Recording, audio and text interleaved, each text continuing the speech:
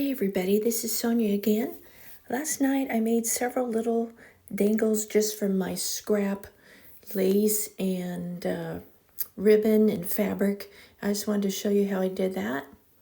Very easy, very quick, and I made like probably 15 or 16 of these. Just a little demo of how I did it. I used some bulb pins. I had some scrap fabric I just chopped up into chunks. You can use whatever you have. I had some lace that I coffee dyed. And basically, I'm just layering. I get some little scraps. I'm just going to layer on the fabric. I have some bulb pins. Now, these are much better than safety pins because you can put the little beads on there very easily and they go around the bottom. So that's what I used, are bulb pins and some little tiny beads and some little tiny buttons.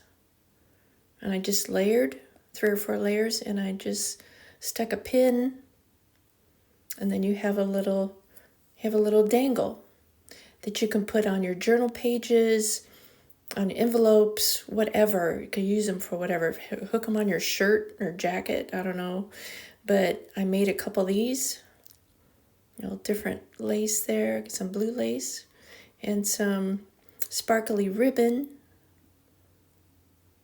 So I'm just layering. And this just some ideas what you can do with your scraps, your little pieces that you cut off.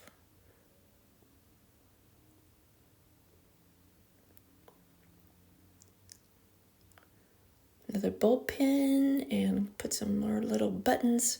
A button and some little dangle things. Little beads are hard to pick up. There.